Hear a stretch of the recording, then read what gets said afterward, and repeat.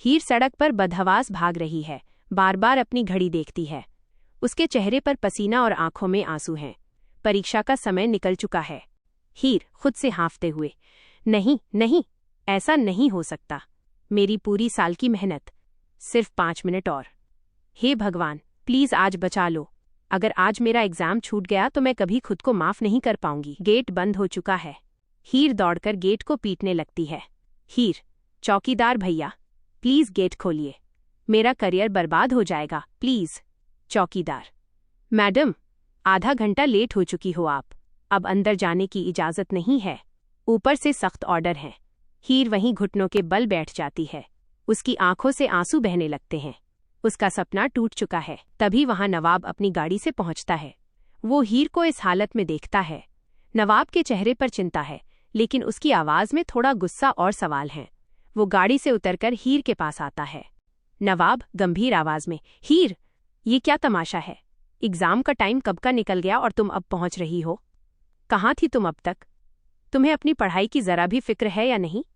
हीर धीरे धीरे खड़ी होती है। उसकी आंखों में अब आंसू की जगह अंगारे हैं। नवाब के सवाल उसे अंदर तक चुभ जाते हैं। वो गुस्से में चिल्ला पड़ती है। हीर गुस्से और चीखते हुए, कहाँ थी मैं? पूछ रहे हो कहाँ थी मैं अब तक? तुम्हारे उसी आलीशान घर पर, और कहाँ?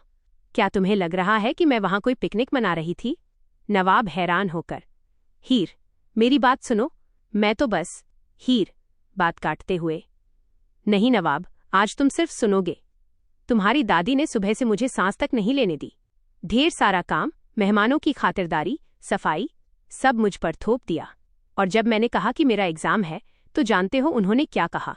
नवाब खामोश होकर हीर को देखता है। हीर कांपती आवाज में, उन्होंने साफ साफ कह दिया कि अगर आज तुम इस घर की चौखट लांघकर कॉलेज गई तो दोबारा इस घर में कदम मत रखना। नवाब, एक तरफ मेरा करियर था और दूसरी तरफ तुम्हारी दादी की धमकी और तुम्हारे परिवार की इज्जत। मैं फंस गई थी और देखो आज मैं सब कुछ हार गई। हीर के शब्द सुनकर नवाब के पैरों तले जमीन खिसक जाती है। उसे अंदाजा नहीं था कि उसकी दादी इस हद तक जा सकती हैं। वो हीर को संभालने की कोशिश करता है।